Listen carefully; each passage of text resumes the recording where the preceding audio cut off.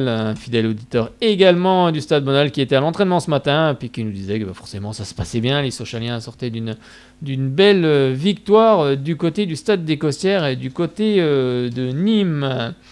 Eh bien, avec tout ce qui s'est passé, toutes ces actualités, le temps passe, le temps file, et on va s'intéresser à la Nationale 3 cette fois-ci, parce qu'il s'est passé beaucoup de choses en Nationale 3. On va vous donner tout de suite les scores, ce qui s'est passé justement ce samedi 14 avril, avec, on l'a dit, Guignon qui est allé battre Sochaux 3-1, la réserve, le Racing, je vais en parler après du Racing. Saint-Vite qui s'est incliné à Quetigny 3-0, Pontarlier qui a battu Jura Dolois 3-2. On a également la réserve d'Auxerre qui revient fort également dans ce championnat, qui est allé battre Avalon 2-1. Le Clémenceau Besançon s'est incliné du côté du stade du Rosemont face à Louan-Cuiseaux 5-0. Et le Besançon Football, lui, dont on a eu le président Samuel Kennel la semaine dernière, on lui avait dit qu'on espérait aussi également que le Besançon Football s'impose du côté de Selongey. C'est fait, ils l'ont fait.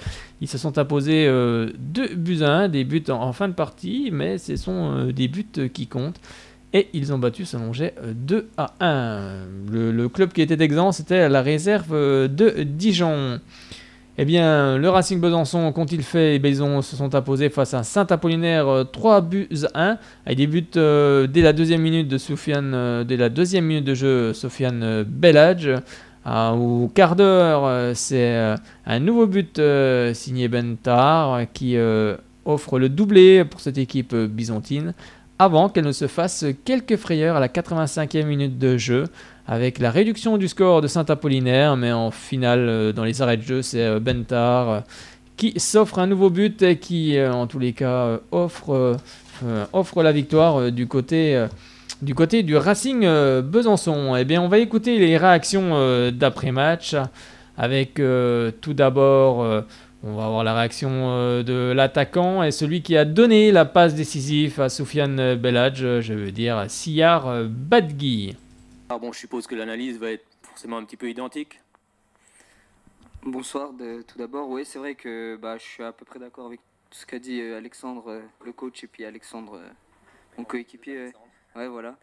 On a bien joué la première mi-temps et en deuxième mi-temps, voilà, on s'est un petit peu relâché, mais l'équipe en face aussi a pressé très très haut. Et je pense que c'est ce qui nous a gêné un petit peu.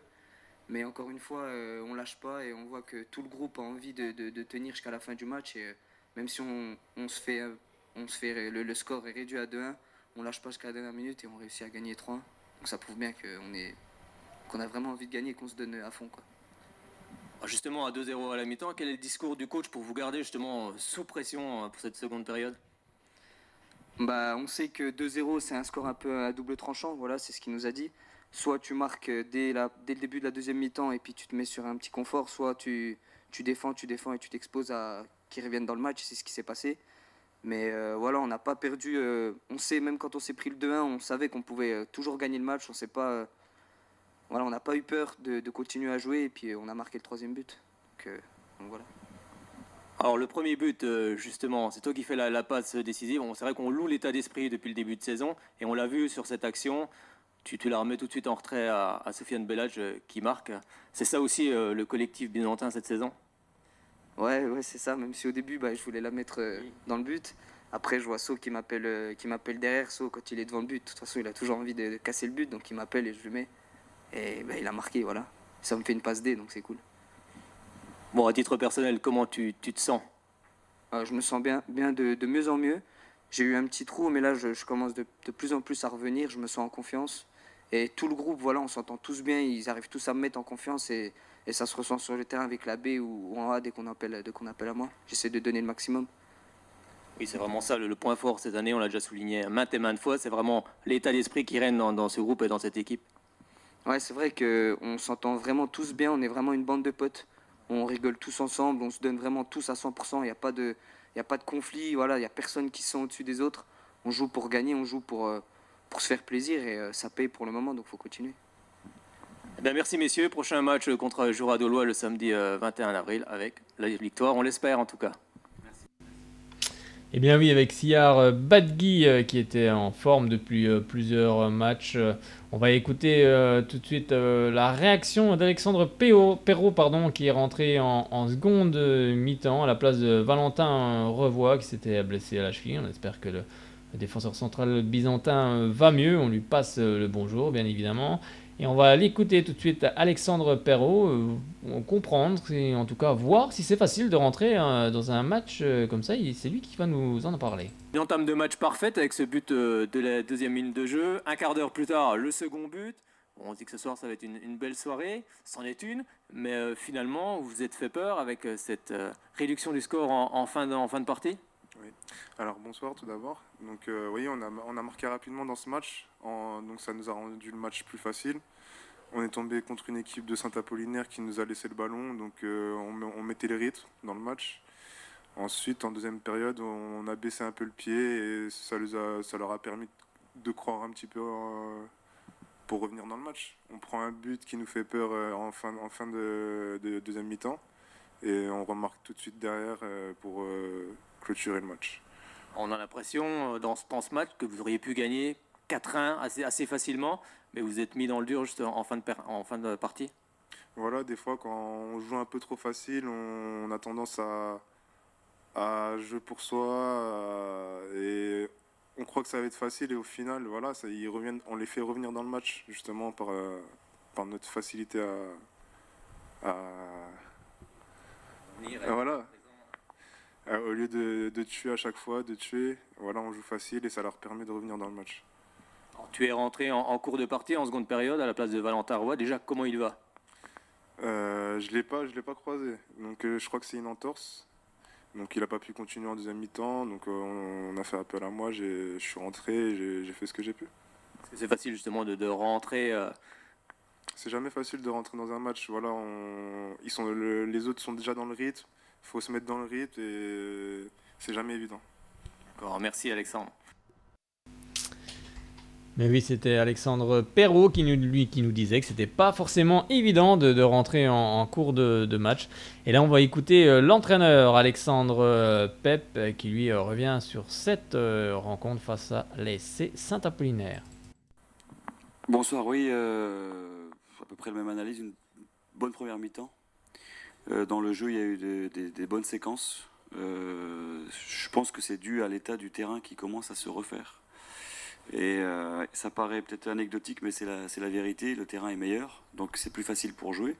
Et grâce à ça, on a pu faire une première mi-temps cohérente. Il y a eu des bonnes phases de jeu. Le score aurait pu être plus lourd à la mi-temps. Et de 2-0, donc c'était bien. Et puis en deuxième mi-temps, on a reculé. On a été un petit peu trop laxiste. Malgré tout, on a 3 ou 4 balles de 3-0 qu'on n'a pas marqué par manque d'adresse ou peut-être un petit peu d'individualisme parce qu'on sentait que ça devenait un petit peu facile. Mais c'est dans ces moments-là où il faut être fort, c'est dans ces moments-là où un leader ou futur leader à ce moment-là doit s'affirmer, marquer le troisième, marquer le quatrième et terminer. Il n'y a pas à prendre de but aujourd'hui, il n'y a pas à se faire peur dans les 5 dernières minutes comme on l'a fait aujourd'hui. Et voilà, je dirais que il faut être un peu plus tueur et c'est ce que je leur avais dit à la mi-temps. C'est ce petit truc-là qui nous manque encore, de ne pas se laisser tomber dans la facilité et d'enfoncer les buts, d'enfoncer les actions, de gagner des matchs. Et voilà, il faut être plus tueur. Mais on ne va pas faire la fine bouche ce soir. Ces matchs-là contre les promus à domicile, on avait eu du mal il y a quelques temps contre Avalon, à partout. On avait eu du mal contre Jura-Dolois, 0-0.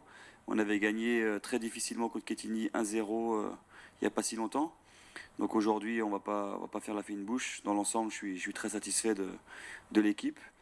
Et puis, quand on parle d'équipe, je suis très satisfait des 2 garçons qui sont à côté de moi parce que Alex, c'est un garçon qui est au départ pas, on va dire entre guillemets, pas forcément titulaire indiscutable. Et quand on fait appel à lui, il répond toujours présent. Ce soir, il rentre à la mi-temps, il a fait le boulot. La semaine dernière, il rentre à la mi-temps sur un autre poste, il a fait le boulot. Et Siyar, c'est un garçon qui alterne l'équipe 1, l'équipe 2, le banc, je rentre pas. Et ce soir, Siyar fait passe décisive et fait un très bon match. Donc je suis très content de pouvoir compter sur un groupe et pas uniquement sur des individualités ou 11 joueurs compétitifs. On a un groupe et c'est ce qui va faire notre force jusqu'à la fin de saison. Oui, c'est vrai, tu l'as rappelé, des joueurs comme Sia, comme Alexandre qui rentrent, et aussi Lilian Marchand qu'on a vu à un certain moment. C'est important que tout le groupe soit concerné. Ouais, c'est très important et pour moi, il n'y a pas de joueur plus important que d'autres. On a un groupe de 23, 24 joueurs. Tous peuvent jouer dans l'équipe. Maintenant, il y a une concurrence qui est installée, mais quand on fait appel à certains, ils répondent toujours présents. On a le petit Vincent Griot qui n'est pas rentré ce soir. On a Antofori qui rentre, qui donne une balle de but. On a Robin Giraud qui n'était pas dans le groupe ce soir. On a Issa Mazegran qui est en train de devenir, de s'affirmer de jour en jour. Jérémy Cotasso qui revient de blessure. Lilian Marchand, comme vous l'avez dit. Donc c'est très bien, on a de quoi faire, on a de la réserve. Et c'est ces forces-là qui vont nous amener au bout du championnat. Donc c'est important. Prochaine rencontre samedi prochain contre Jura Dolo, un adversaire qui a fait match nul 0 partout ici. Vous attendez à quelle sorte de match du côté de Jura Dolo? Connaissant l'entraîneur Hervé Saclier qui est un ami, je pense que ça va être un match très ouvert parce que Jura Dolo aime jouer et le terrain synthétique de Tavo sera propice pour proposer des choses sur le plan offensif.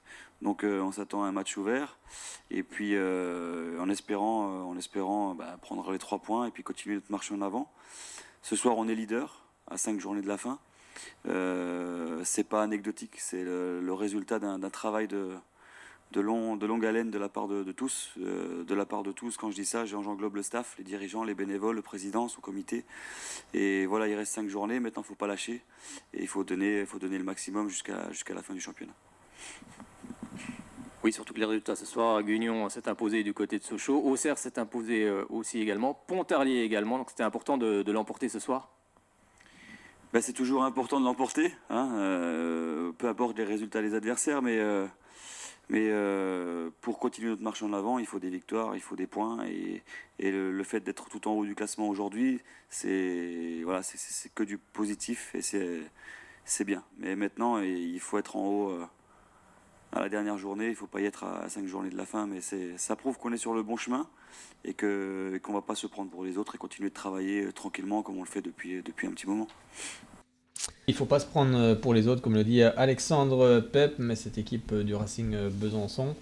Au classement, elle est en tête, première avec 48 points, deuxième Dijon qui n'avait pas joué ce week-end avec 48 points. On retrouve quatrième le CA Pontarlier avec 45 points, la réserve de Sochaux est cinquième avec 44 points, comme on disait tout à l'heure avec Alexis. On a également Jura Dolo 8e avec 31 points, le Besançon Football qui est 9e avec 30 points. On retrouve plus bas l'US Saint-Vite 14e avec 15 points et 15e le Clémenceau Besançon déjà relégué avec 6 points. Prochaine journée, on va regarder ça, on va scruter ça avec Pontarlier qui se déplacera du côté de Guignon. La réserve de Sochaux sera opposée à la réserve d'Auxerre. On aura également au Stade Léo-Lagrange à partir de 18h, ce samedi 21 avril, Besançon Football face à Quetigny qui joue sa survie en National 3. On aura également à 18h30 un choc franc-comtois entre Jura Dolois qui recevra justement le Racing Besançon. L'équipe exempt sera le SC Selongé. Et ce dimanche 22 avril, Saint-Apollinaire recevra la réserve de Dijon. Et l'US Saint-Vite à partir de 15h recevra le SC Clémenceau. Une rencontre où Soyons Sport sera peut-être présente. On va voir ça en tous les cas. Eh bien, c'est terminé pour le National 3. On va passer cette fois-ci au handball car il y avait 2 gros matchs de handball ce vendredi et ce samedi dans la capitale comtoise au Palais des Sports Gagny-Yalouz.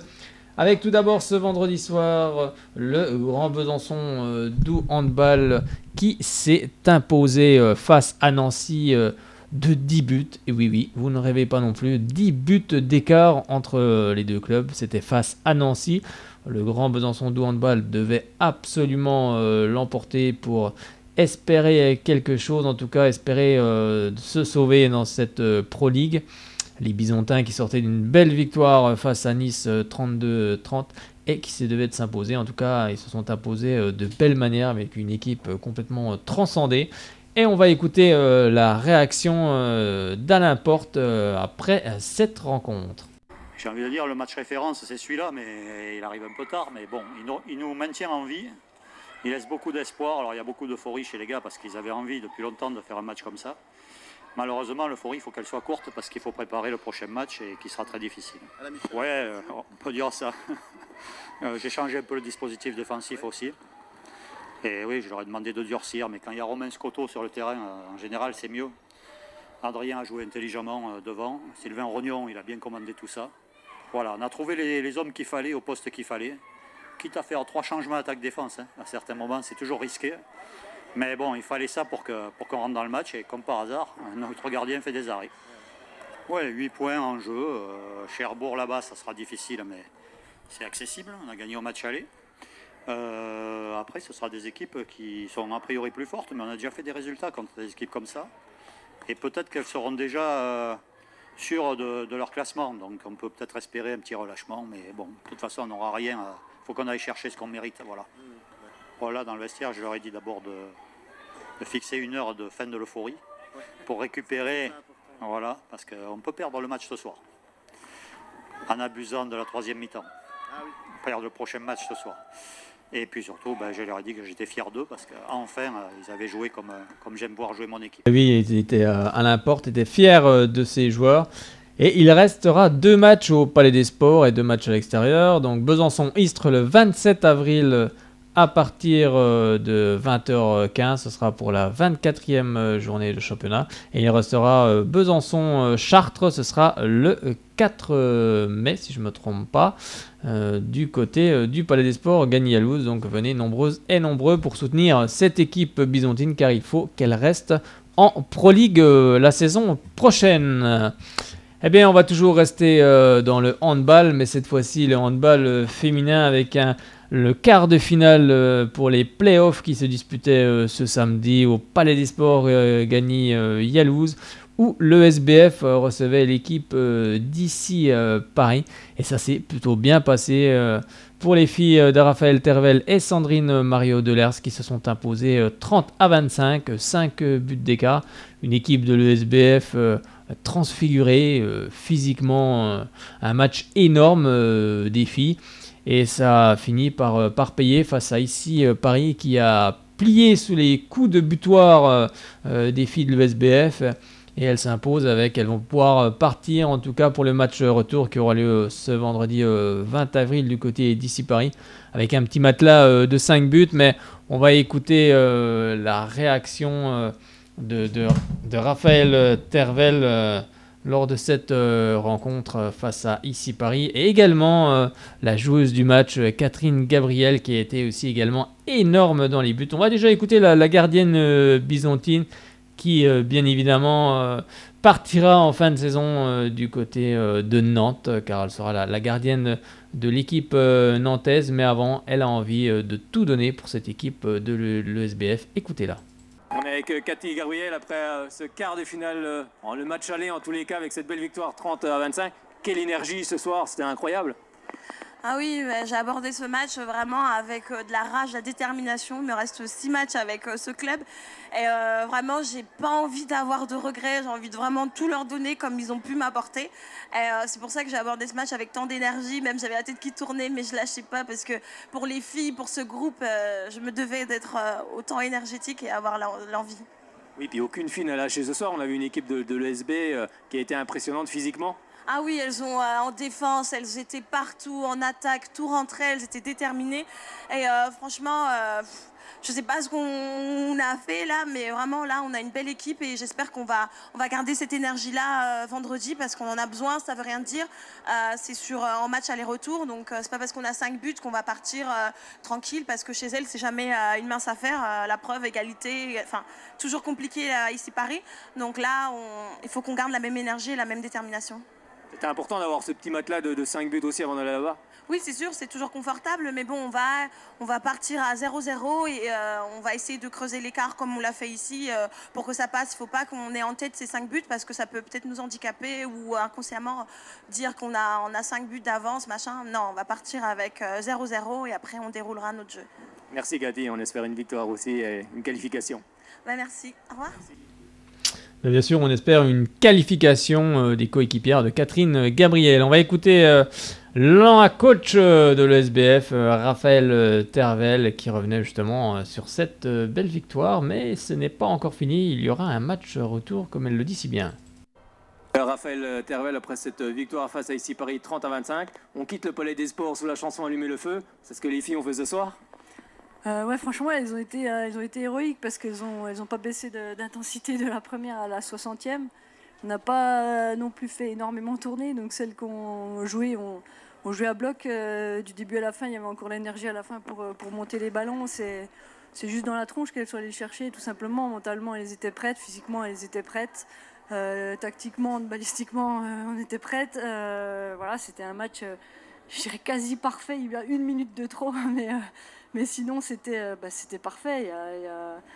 Dans l'idée du projet de jeu, dans l'idée de tout ce qu'on met en place, tout ce qu'on a mis en place sur la saison régulière, on a tout retrouvé ce soir. Donc c'est un gros match. Maintenant, ce n'est que la première mi-temps. On ne va pas s'enflammer, il n'y a absolument rien de fait.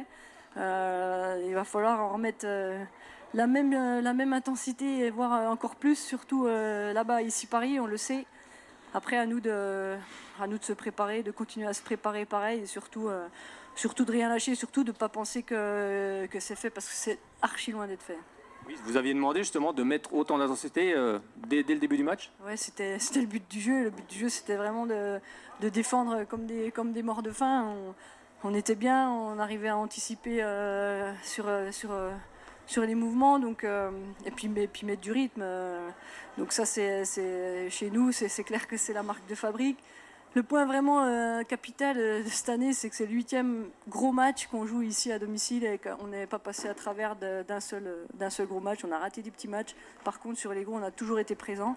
Et encore ce soir, quoi. Donc ça prouve que cette équipe, elle aime les gros matchs. Elle est comme nous, elle aime les gros matchs, elle aime les matchs à enjeu. Et il y en aura encore un la semaine prochaine à préparer. C'est vrai que l'année dernière, vous aviez du mal à battre cette équipe d'ici Paris. Cette saison, vous les avez battus souvent. C'est que l'équipe progresse aussi. Ouais, c'est clair, il y a des années comme ça, il y a des bêtes noires, et puis tout d'un coup, hop, ça change, ça va mieux. Et puis c'est d'autres équipes qu'on a toujours battues qu'on n'arrive pas à battre. C'est le cas de Nantes cette année, c'est l'inverse. Voilà, c'est le jeu, c'est le changement de joueuses fait que ça change un peu la donne. Mais bon, voilà, j'ai envie de dire, il reste encore un match et j'ai envie de garder cette invincibilité contre ici Paris encore jusqu'à vendredi prochain. Et puis c'est bien de partir aussi avec ce petit matelas entre guillemets de 5 buts. Ouais, mais on va pas penser qu'on a un matelas, il faut y aller comme si on n'avait rien du tout. Le but du jeu, c'est de gagner ici Paris. Le même match que ce soir. Ouais, même si on fera jamais le même match, mais c'est faire le même match dans l'intensité et dans la concentration, oui. Match dans l'intensité, en tout cas, c'est le remettre autant d'intensité que ce samedi du côté du Palais des Sports. On est persuadé que cette équipe byzantine s'imposera, en tout cas on l'espère. Même si elle s'incline, qu'elle s'incline moins de 5 buts, ça sera en tous les cas parfait.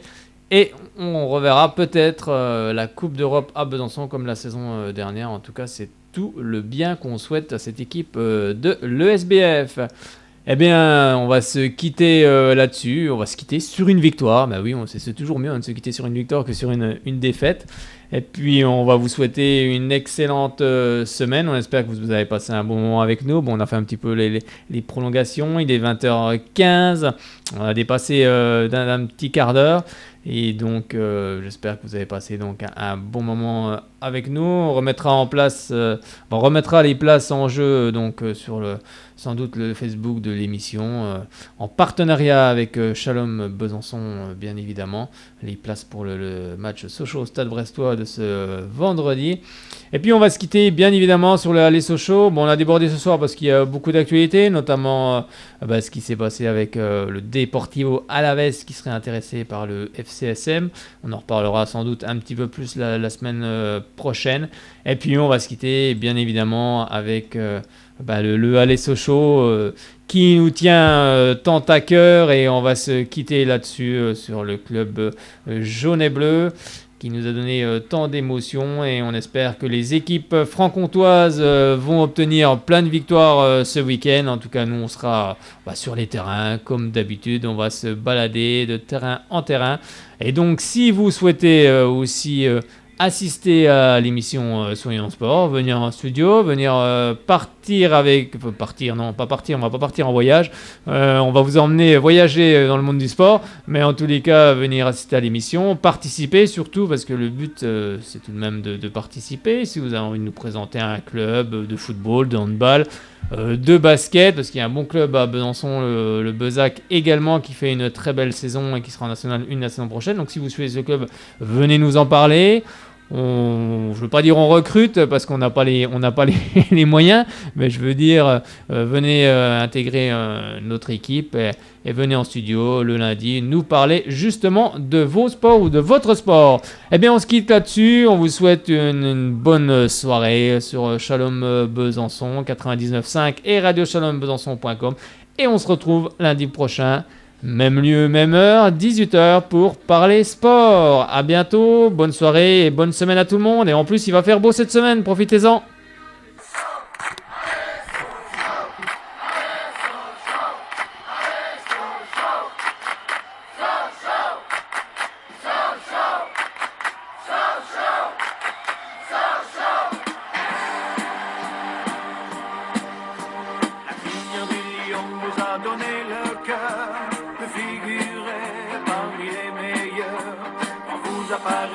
Sur le tapis vert, nous sommes tous convaincus au club des supporters. Et si certains vous trouvent un peu jojo, oui le numéro 1 ce sera Sochaux. Allez Sochaux, allez, allez, allez, allez, allez Sochaux, allez Sochaux, allez, allez, allez, allez, allez Sochaux. L'animal royal, vous avez le sang bleu. Et les rois du football, c'est vous, c'est merveilleux. On vous a fait confiance, vous nous le rendez bien. Alors ce soir, on tape.